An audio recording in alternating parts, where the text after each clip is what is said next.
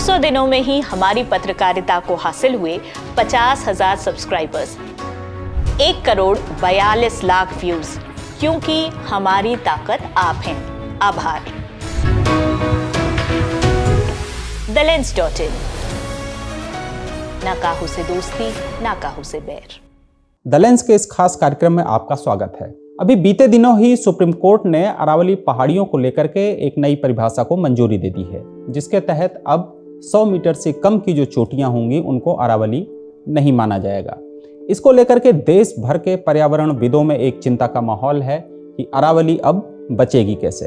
अरावली का इससे पहले भी लगातार अवैध खनन से उसका क्षरण होता चला रहा है। जो चिंता है पर्यावरणविदों की वो ये है कि इस नई परिभाषा के बाद अरावली ही नहीं, देश के तमाम अन्य राज्यों के जो पहाड़ हैं, जो पहाड़ियां हैं, उनको उसके लिए भी ये अरावली की जो नई परिभाषा है वो एक नज़ीर बन सकती है और उसी आधार पर पूरे देश की पहाड़ियों पर एक खतरा मंडरा सकता है। इस मामले पर हम बात करने के लिए आज आपके सामने हैं, हमारे साथ दो पर्यावरणविद होंगे। एक खुद राजस्थान से हैं कैलाश मीणा जी, जो प्रसिद्ध पर्यावरण कार्यकर्ता हैं और राजस्थान में करीब 30 सालों से ये जागरूकता अभियान चला रहे हैं पर्यावरण को बचाने के लिए। दूसरे पर्यावरण कार्यकर्ता हैं हमारे साथ छत्तीसगढ़ से गौतम बंदोपाध्याय जी, ये नदी घाटी मोर्चा के संयोजक हैं। इसके अलावा तमाम जन आंदोलनों से ये भी जुड़े हुए हैं, ऐसे आंदोलन जो पर्यावरण को बचाने के लिए काम करते हैं। अब हम इन्हीं दोनों लोगों से पूरा समझेंगे कि सुप्रीम कोर्ट का जो ये फैसला आया है उसे आप कैसे देख रहे हैं। मीणा जी, सबसे पहले तो हमारे दर्शकों को ये बताएं कि ये फैसला क्या कह रहा है अरावली को लेकर के। देखिए, पहले हमें अरावली को समझना होगा। गुजरात से लेके दिल्ली तक अरावली एक पर्वतीय माला ही नहीं है, विश्व की सबसे प्राचीनतम पर्वतमाला है। लेकिन अरावली की स्थिति ये है कि पूरे उत्तर भारत को गर्म हवाओं से बचाने का इसका बहुत बड़ा योगदान है और जितना भी जल स्तर को मेंटेन करना और वहाँ के जो अरावली के लोग हैं उनमें आजीविका का प्रमुख स्रोत है। अरावली के ऊपर पहले से ही बहुत बड़े खतरे हैं, क्योंकि इलीगल माइनिंग और ये माइनिंग की अलग अलग परिभाषाओं में लगभग 20% अरावली हमने नष्ट कर दी। और इसका असर ये हुआ कि जब जब हीट वेव आती है तो हम बड़े पिछले कुछ दिनों से, कुछ सालों से चिंतित रहते हैं, अरे साहब ये जो हीट वेव की वजह है उसमें फिर पर्यावरणविद कहते हैं कि देखो अरावली के नुकसान की, अरावली में ये होने की वजह से हीट वेव आ रही है। तो उस समय हम चिंता व्यक्त करते हैं। अब जिस ढंग से अरावली की, क्योंकि अरावली विश्व की सबसे प्राचीनतम पर्वत श्रृंखला है, तो इसका जो पत्थर है सबसे मजबूत पत्थर है। ये पूरी जितनी भी जो बड़ी कंपनियां हैं उनमें निर्माण के लिए उनकी पहली पसंद है ये मजबूती की वजह से। तो वो माइनिंग लॉबी समय समय पे इनकी गलत व्याख्याओं का पहले दुरुपयोग करते रहे। वहाँ के स्थानीय बासिंदे इनका विरोध जबरदस्त रहा है और वहाँ गांव-गांव में आंदोलन चल रहे।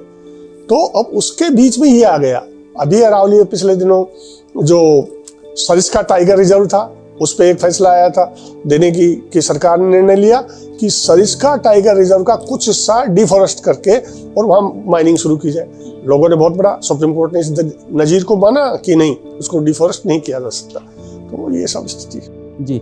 अच्छा, ये जो फैसला आया है, सुप्रीम कोर्ट ने जिस परिभाषा को मंजूरी दी है, गई तो ये सरकार की ही तरफ से थी, उन्हीं की एक समिति ने इसको बताया था। तो क्या आपको नहीं लगता है कि अरावली को लेकर के उसका जो पर्यावरणीय महत्व है वह सरकार समझ नहीं पाई या उनको समझाया नहीं जा सका? देखिए, अभी जो हुआ सरिस्का को लेके, पर्यावरणीय समिति और तमाम तरह के देहरादून में फॉरेस्ट सर्वे तक 4 दिन में पूरा कंप्लीट हो गया। वहां से फाइल चलती है जयपुर से, वहां पहुंच जाती है।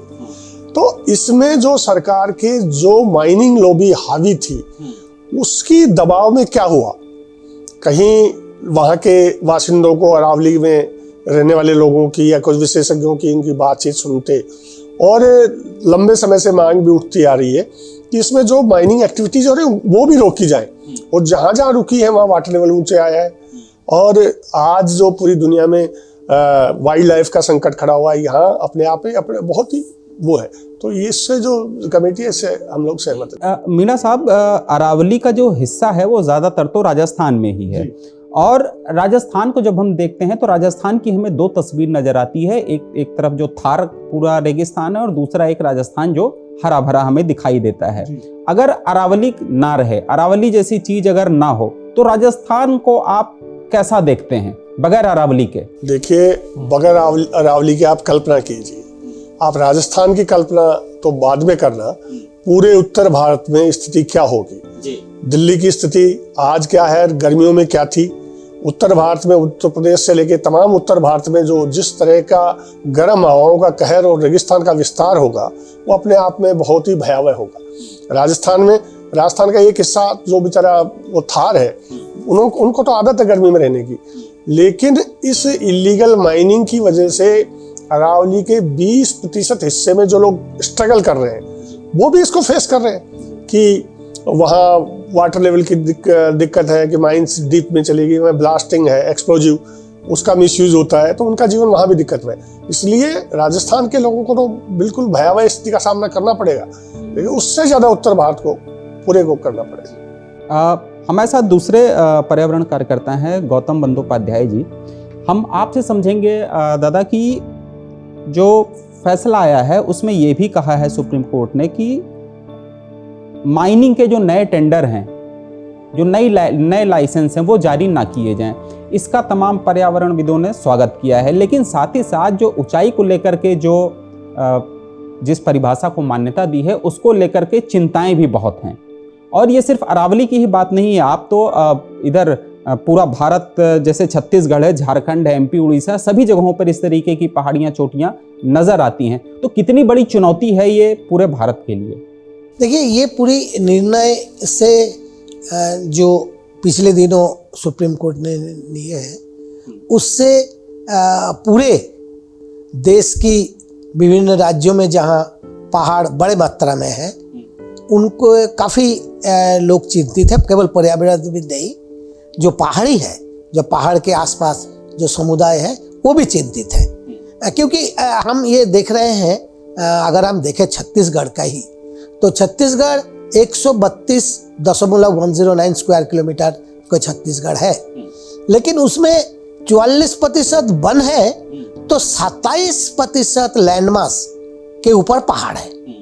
तो ये कोई कम प्रतिशत में 1/4 छत्तीसगढ़ पहाड़, जमीन के ऊपर पहाड़ है। इन पहाड़ के ऊंचाई हम छोटे बड़े दोनों देखते हैं, लेकिन जो स्थिति इसी प्रकार झारखंड भी है, इसी प्रकार उड़ीसा है, इसी प्रकार मध्य प्रदेश है, जो सेंट्रलिस्ट जो ट्राइबल क्षेत्र है, जो ये पूरी समुदाय के ऊपर एक बड़ी चिंता की विषय है ये निर्णय। इस निर्णय में ये भी समुदाय की जो चिंता है, उस समुदाय की निर्णय के बाद 2-3 दिन पहले एक बैठक हुआ, जिसमें समुदाय ने ये भी चिंता जाहिर किया जे ये जो 100 मीटर के तक ऊपर अरावली है, उस पर प्रतिबंध है। 100 मीटर तक जो है उसका माइनिंग लीज, जो नया माइनिंग लीज नहीं दिया जाएगा। तो इससे चिंतित ये है कि पहाड़ के बॉटम में जो तलपट है, वो उस पर अगर खनन हो जाए, वही पहाड़ के नींव है, और नींव अगर हल्का हो, नींव ढीला हो, तो बहुत सारे समस्याएं की सामना होते रहेगा। एक, जितना हम पहाड़ के ऊपर देखते हैं, उतना ही उससे कम भी हम नीचे भी पहाड़ है, तभी वो नींव तैयार होता है पहाड़। और धीरे धीरे पहाड़ बढ़ता भी है। ऐसे बहुत सारे उदाहरण है जो पहाड़ की आकार जो है वो बढ़े। हमारा ये कहना है, समुदाय की ये चिंता की विषय है, जे अगर ये छोटी पहाड़ ये अगर कट जाए, छोटी पहाड़ ये टूट जाए, छोटी पहाड़ खनन के लिए खनन माफिया के पास चल जाए, ठेका में चले जाए, तो एक तो उसके जो इकोसिस्टम है, जो पहाड़ के इकोसिस्टम है, उस इकोसिस्टम पर नुकसान होगा।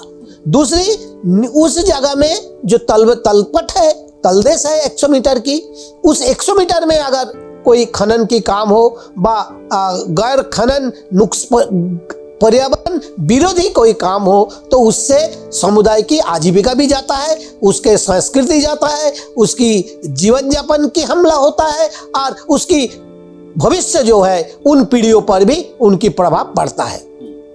एक हम अगर देखें, छत्तीसगढ़ एक ऐसे जगह में है, इसलिए चिंताउर छत्तीसगढ़ के राजधानी के हम 50 किलोमीटर रेडियस में अगर जाएं तो हमको पहाड़ दिखेगा। चारों दिशा में, चारों मुड़ा में अगर हम जाएंगे तो हमको पहाड़ दिखता है। तो ये जो है, ये पहाड़ केवल खनिजों की टापू नहीं होते हैं। पहाड़ एक अर्थव्यवस्था है, पहाड़ एक संस्कृति है, पहाड़ एक जीवन है, पहाड़ आपस के पकड़े रखने की ताकत है। इसलिए छत्तीसगढ़, उड़ीसा, झारखंड, मध्य प्रदेश, विदर्भ के कुछ हिस्से हमेशा इस चिंता में रहता है जो जंगल कम ना हो जाए, ताकि आदिवासी की जो जीवन यापन है, जो इकोसिस्टम है, विशेषकर आज के दिन जो जब क्लाइमेट, जलवायु परिवर्तन इतना चिंता हम करते रहते हैं, इस समय पहाड़ पर किस तरह से पहाड़ बचा जाए, इसके लिए बहुत जरूरी है। और हमें तो ये भी कहते हैं हम समुदाय के तरफ से व पर्यावरणविद में, जे एक पहाड़ का नीति बनना चाहिए। देश में भी एक पहाड़ का नीति बनना चाहिए, राज्य में भी एक पहाड़ का नीति बनना चाहिए। तो पहाड़ बचेगा, पर्यावरण बचेगा, पहाड़ी समुदाय बचेगा और जीवन बचेगा। मीणा साहब, एक चीज़ हम ये भी समझेंगे कि जैसा कभी दादा ने बताया कि जो पहाड़ है वो सिर्फ ऊंचाइयों से आप उसकी गणना नहीं कर सकते, ऊंचाइयों से उसको आप नहीं मान सकते। वो पूरी एक संरचना है जो धरती के नीचे भी है, सतह पर भी और सतह से ऊपर भी है। तो पानी को लेकर के तमाम नदियां भी थीं जो अरावली से निकलती थीं, कुछ तो विलुप्त हो गई, खत्म हो गई। तो ये भी एक क्या बड़ा संकट भविष्य के लिए दिख रहा है आपको, अगर अरावली ना रहे तो पानी का भी? देखिए, राजस्थान में केवल 44 ब्लॉक ऐसे हैं जिनमें पीने लायक पानी है, इसके अलावा पानी नहीं। अब आप इसको माइनिंग से जो देखिए कि तमाम प्रतिबंधों के बावजूद जब 20% अरावली हमने खत्म कर दी, तो आप जब ये नहीं रहेगी उस स्थिति क्या होगी? पानी का त्राहिमाम राजस्थान में जिस तरह के पैदा हो जाएगा। इस बार अपने आप में मानसून बहुत जबरदस्त था। उस जबरदस्त मानसून के बावजूद भी रामगढ़ बांध में एक बाल्टी पानी नहीं आया। कितने बांध हैं जो सूखे रह गए सरकारों के प्रयासों के बावजूद। तो इसमें जो पहाड़ पे पानी गिरता है वो पानी का रिचार्ज होता है, उस जंगल से वो रिचार्ज होकर धरती में जाता है। पहाड़ की तलहटी में हर जगह आपको पानी मिलेगा। अभी हमने कई अरबों रुपए खर्च कर दिए, इससे निकलने वाली साहबी नदी कहाँ है? वो साहबी नदी खत्म हो गई। हमने एनजीटी में केस लड़के सोता नदी और काटली नदी, कासावती नदी, तमाम नदियों की लड़ाई लड़ी। सरकार वहाँ कुछ भी रख नहीं पाई कि ये नदी कैसे। हमने कहा कि दुनिया के अनेक मॉडल है कि पहाड़ बचेगा तो नदी बचेगी, और अपने आप में अरावली के वैकल्पिक जितना इसमें माइनिंग से इनको इनकम हो रही है उससे कितना गुना भयावह नुकसान हो रहा है, इसकी कल्पना इनको नहीं है कि नाम मात्र की इनकम के नाम पे ये पानी का नुकसान कर रहे हैं। स्वास्थ्य में सिलिकोसिस जैसी बीमारी जहाँ जहाँ माइनिंग हो रही है वहाँ इतनी ज़बरदस्त फैली हुई है। और जो माइनिंग से के लिए जो अंदर विस्फोट होते हैं, नाइट्रेट जैसी, वो समस्याएं खड़ी है। और इसी वजह से पुलवामा, ये तमाम तरह के हमले, आतंकवादी हमले इस देश में हुए। लेकिन अरावली की तलहटी में आपको बॉम्बे ब्लास्ट के बाद 2008 में कानून बना था कि एक्सप्लोजिव का यूज नहीं हो सकता। वो अरावली में कहीं भी आपको सब्जी की तरह मिल जाएगा, धड़ल्ले से यूज हो रहा है। इस वक्त भी ये रोक के बाद की स्थिति आप बता रहे हैं जी। ये तो अपने आप में आश्चर्यजनक है अरावली को लेकर के। दादा, आप तो नदी के अधिकारों की एक लंबी लड़ाई लड़ रहे हैं, नदी के अधिकारों को लेकर के। आप कैसे देख रहे हैं इस पूरे मामले को? देखिए, अरावली के संदर्भ देखें और कोई भी किसी भी राज्य की पहाड़ की संदर्भ में देखें, अरावली 800 किलोमीटर की एक श्रृंखला है। और उस श्रृंखला में जब कुछ दिन मैंने पिछले 2005 के आसपास जब ये तय हुआ अरावली में खनन को प्रतिबंध किया गया, तो उससे हुआ ये जे रूपरेला, भागानी, जहाजबाली, महेश्वरा, इन नदियों में पुनर्जीवन के धाराएं बहने लगे। ये एक हिस्से है। दूसरे हिस्से जैसे मीना साहब कह रहे थे, कैलाश भाई, जो पहाड़ में पानी गिरता है, जब पहाड़ के पेड़ों के अंदर से पहाड़ में तलवट में जाके वो रिजर्व करता है पानी को, तो आप एक बड़ा जो जल संरक्षण की प्रकृति के द्वारा जो व्यवस्था है उस पर हमला करते हैं जब पहाड़ उसको खोदता है। तीसरी बात, हमारे यहाँ भी हसदेव की हम देखते हैं, हसदेव पहाड़ की बात हम देख रहे हैं। छत्तीसगढ़ में हसदेव पहाड़, बस्तर के पहाड़ आप देखते हैं, बिंद पहाड़ हम देखते हैं, सतपुड़ा पहाड़। इस रेंज में भी इसके चलते इनके तलवट के वन संरक्षण, पहाड़ के अपने प्राकृतिक जो व्यवस्था, इससे लेके ये सब नदी जीवित दिखता है उनके नीचे से। इनके ऊपर जिस कदर अगर रेत खनन हुआ, जिस कदर नदी के कोई नीति ना बना, इसके चलते नदी भी सूखा और नदी, पहाड़, जंगल एक दूसरे की पूरक है। ये धरती की एक बना हुआ कैनवास है, हमको उसको जीवित रख देखिए, हमको अगला पीढ़ी हमको के लिए भी हमको प्रकृति को जीवित और मजबूत सुदृढ़ करके जाना होगा। ये प्रकृति के जो प्राकृतिक संसाधन है इसी पीढ़ी में सब ले ले, हमारे जीवन काल में ले ले, ऐसे नहीं हो सकता। ये प्रकृति को ना बचा पाएगा ना दुनिया को बचा पाएगा। तीसरी बात, सतही तल के जो है, जो पहाड़ से निकल के आता है, जो ट्रेडिशनल वाटर मैनेजमेंट है, वो उसी तरह से ही वो बुनावट बना हुआ है। आज नदी को बचाने की बात हो, जंगल की बनाने की बात हो, पहाड़ के एक संकलन, जो पहाड़ संरक्षण कैसे होगा, इन्होंने जरूर, सुप्रीम कोर्ट ने कहा नए लीज नहीं होना चाहिए। सुप्रीम कोर्ट ने कहा जे mining, planning and sustainable mining की एक नई बात उन्होंने कहा, जे MPSM की प्लानिंग बिना कोई भी नहीं हो सकता। ये बात तो सही है, जो कोई भी माइनिंग होगा तो उसका प्लानिंग होगा, उसका सस्टेनेबिलिटी होगा, उसका मॉनिटरिंग हिस्सा भी होगा, और वो कैसे पब्लिक के सहयोग में होगा, ये ज़्यादा महत्वपूर्ण है। हम ये देखते हैं कि एक तरफ देश में पर्यावरण बचाने के लिए बड़ा अभियान भी चल रहा है, एक पेड़ माँ के नाम, जिसके तहत हर साल और इस साल भी तमाम पेड़ लगाए गए हैं। ये सवाल आप दोनों लोगों से रहेगा कि एक तरफ तो सरकार का एक अभियान है पर्यावरण को बचाने के लिए, दूसरी तरफ सरकार की ही दी हुई परिभाषा को सुप्रीम कोर्ट मान्यता दे देती है। आखिर ये सब किसके हित में है? देखिए, आप पेड़ मत लगाइए, जो जंगल है उनको काटिए मत, छेड़छाड़ मत करिए। आप पानी मत बचाइए, लेकिन जो नदी है उससे छेड़छाड़ मत करिए। तो ये प्रकृति की, जो प्रकृति ने हमको दिया है, और हम ये बातें उस समय कर रहे हैं जिस समय दिल्ली में जो पॉल्यूशन की हालत है, पूरे देश में पॉल्यूशन की हालत है, अति गंभीर स्थिति है, और उस समय हम ये बातें कर रहे हैं। उस समय हमको तमाम इन एक्टिविटीज पे, जैसे गौतम भाई ने भी कहा कि ये सस्टेनेबल, भाई हम 2005 के बाद लगातार कहते आ रहे हैं कि माइनिंग नहीं होगी, उसके बाद क्यों हो रही है?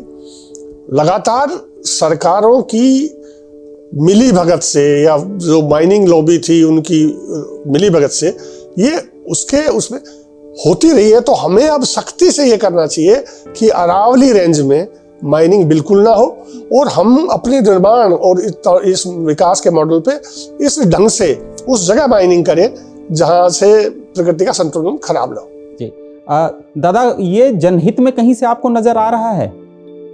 देखिए, ये सुप्रीम कोर्ट की जो निर्णय है, और ये निर्णय एक उन्होंने कमिटी के जो CEC आधार पे वो है, और उन्होंने उस पर छानबीन करके निर्णय दिया है।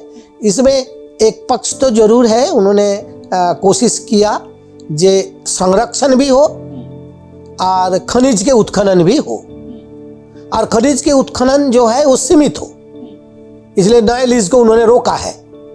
और इस प्रक्रिया में 100 मीटर के ऊपर के रेंज के ऊपर वाला जो हिस्सा है उसको रोका है, जैव विविधता पर वो रोका जा सके, जैव विविधता को टिकाए रखा सके, और ये अरावली के संदर्भ में है। लेकिन इस संदर्भ में चिंता यह है कि वाकई लोग भी अपना अपना रेंज, अपना अपना श्रृंखला पर देख रहा है। जैसे मैंने कहा, सतपुरा की श्रृंखला, बिंद की श्रृंखला, बाकी और जो पहाड़ है, मैकाइले की हमारे छत्तीसगढ़ में रेंज की श्रृंखला, ये तमाम श्रृंखला पर भी और राज्यों में भी श्रृंखला पर सोच रहे हैं। सवाल ये है कि ये जो कोर्ट की निर्णय है वो दिखता है जे एक संतुलन तो करने की बात सोचने की कोशिश किया। कोर्ट की निर्णय है, उन्होंने 3 बेंच की निर्णय है, इसलिए पीठ की बात नहीं। आगे अगर समुदाय पुनरीक्षण के जाए तो आगे पुनर्विचार करने की उन्होंने बात आगे करेंगे। लेकिन कोई भी निर्णय व कोई भी संसाधन, कोई भी प्रकृति अकेले कोर्ट की निर्णय नहीं बचा सकता। तो कोर्ट के जो शासन द्वारा बने हुए संस्था है, उनके शासन प्रशासन के, समाज के, इन सब को और उनके नजदीक में रहने वाले समुदाय के, सबको मिलकर हम इसको बचा पाएंगे। अगर एक श्रृंखला वो ऐतिहासिक रूप से, भौगोलिक रूप से उतना ही महत्वपूर्ण है जितना उसका ऐतिहासिक रूप से, जितना वो भविष्य में उतना ही महत्वपूर्ण है। इसलिए वो एक पीढ़ी दर पीढ़ी चले जा रहा है, इसलिए इस पर और गंभीर से करना पड़ेगा, जबकि इस ध्वंसात्मक विकास के मार हमारे ऊपर बहुत ज़्यादा होगा।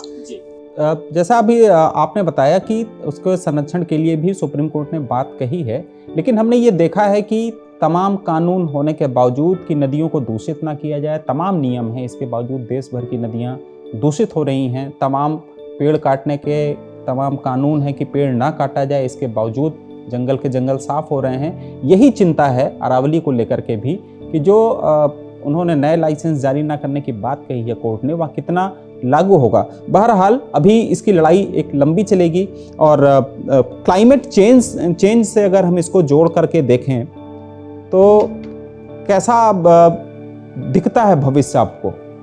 देखिए, मुझे बहुत चिंता है। इतनी तमाम वायलेशंस के बावजूद आज मुझे बता दीजिए, पर्यावरणीय जो नुकसान जिन लोगों ने किया, उनके खिलाफ कोई एक्शन हुआ क्या? उनको कहीं सजा मिली क्या? उनकी वजह से, सिलिकोसिस की वजह से, इसकी वजह से कितनी मौतें हुई हैं उनके गलत इन कामों की वजह से। तो ये हमें बड़ी चिंता है। सरकार को हम ये मांग करते हैं, माननीय सर्वोच्च न्यायालय का निर्णय है, इस पर पुनर्विचार हो, सरकार पुनर्विचार याचिका दायर करे और अब पर्यावरणीय जो अपराध हो रहे हैं उनके लिए संगीन आपराधिक मुकदमे दर्ज करें, उनकी कुछ सजा हो।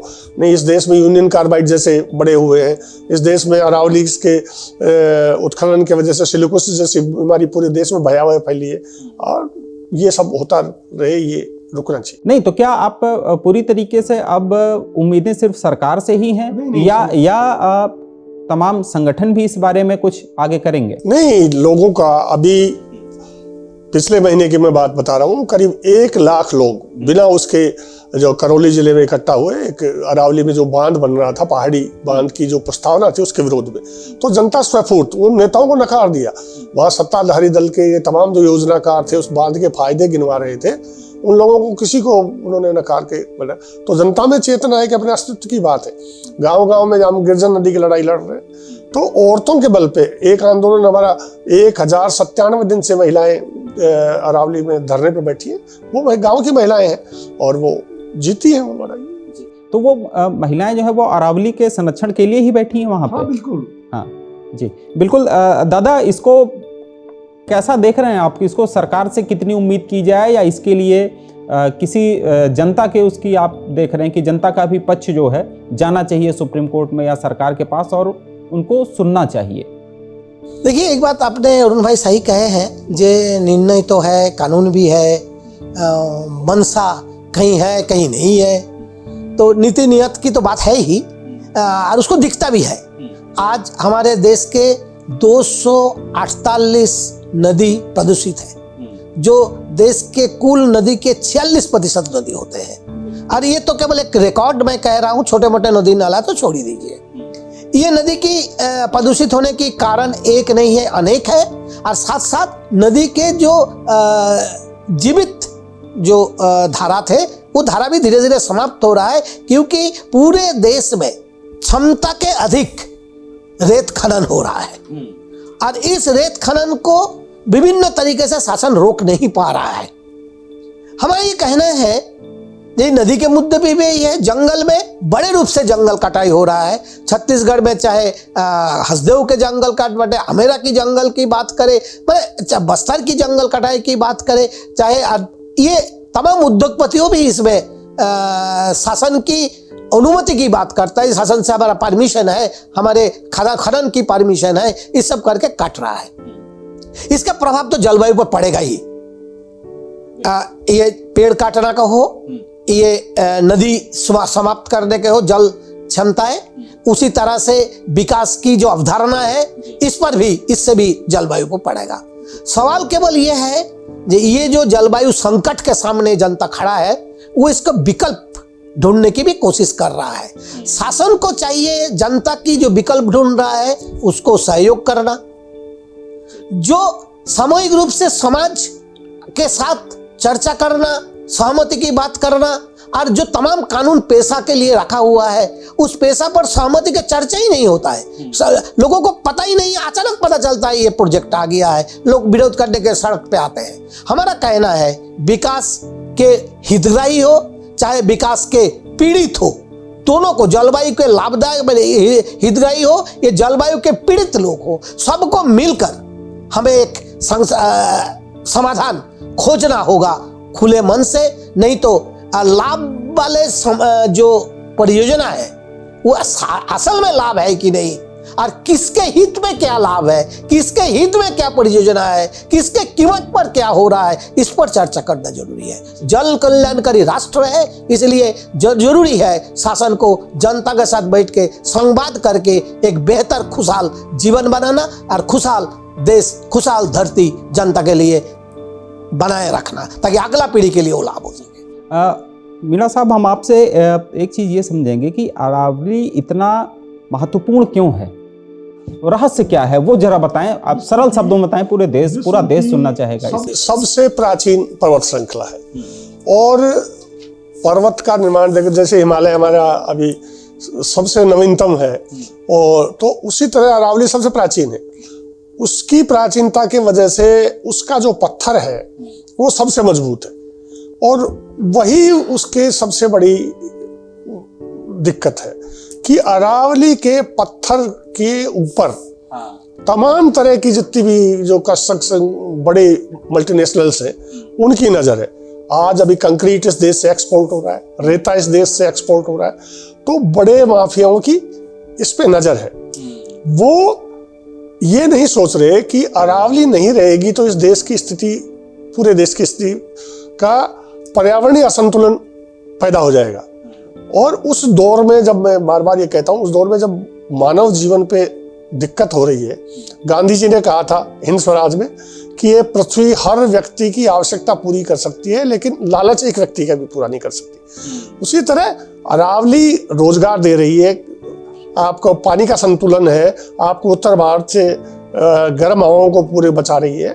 तो पशुपालन और छोटी खेती के बल पे वो उसने, तो ये सब खत्म करके हम क्या करना चाहते हैं, मुझे समझ में नहीं आता। दादा, आप कुछ बोलना चाह रहे थे, आप रुक गए थे उस टाइम पे। नहीं, एक बात क्या है, ये जो पहाड़ है, नदी है, ये सार्वजनिक संपत्ति है जिसको हम कॉमन्स कहते हैं। इन सार्वजनिक चीजों को अगर बचाए रखना होगा तो जब तक कम्युनिटी कंजर्व्ड एरिया, सामुदायिक संरक्षण क्षेत्र घोषित करना चाहिए, ताकि इस इलाका संरक्षित हो और इससे हमारा जो सर्कुलर प्रकृति की जो जीवन है उस जीवन समृद्ध हो। तो शासन की कुछ जगह में नीति बनाना चाहिए और उस नीति का नियम कानून बनाना चाहिए जिस पर नियत बेहतर रख के उस पर कार्रवाई होना चाहिए, ताकि समाज सुंदर हो सके, इस धरती को सुंदर बनाया सके। चाहे पहाड़ की नीति हो, राष्ट्रीय पहाड़ नीति चाहिए ताकि हमारे राज्य पहाड़ नीति बन पाए, राष्ट्रीय नदी नीति चाहिए ताकि हमारा राज्य के नदी नीति बन पाए। उसी तरह से हम ये कहते हैं जब प्राकृतिक संसाधनों को लेकर एक बेहतर आयोग या समन्वय बनाकर एक नीति बनना चाहिए जिससे इसकी उपयोग और हितग्राही और पीड़ित और तथा आगे इसका कैसे समृद्ध कर सके एक फ्रेम बनाने से मदद मिलेगा। तो अरावली के संकट को लेकर के पर्यावरणविदों की जो चिंताएं थी उस पर आप हमारे साथ जो दोनों मेहमान थे इन्होंने उस बात को अच्छी तरीके से रखा आपके सामने। आपने अरावली को लेकर के कुछ नई जानकारियां भी आपको इस पूरी चर्चा में दिखाई दी होंगी, सुनाई दी होंगी। आप दोनों मेहमानों का बहुत बहुत शुक्रिया। और ये सवाल ना सिर्फ अरावली का है, ये सवाल हिंदुस्तान की उस भावी पीढ़ी का भी है कि उसको हम कैसा हिंदुस्तान भविष्य में दे करके जाएंगे। द लेंस देखने के लिए आपका शुक्रिया। 200 दिनों में ही हमारी पत्रकारिता को हासिल हुए 50,000 सब्सक्राइबर्स, 1,42,00,000 व्यूज, क्योंकि हमारी ताकत आप हैं। आभार। thelens.in, ना काहू से दोस्ती, ना काहू से बैर।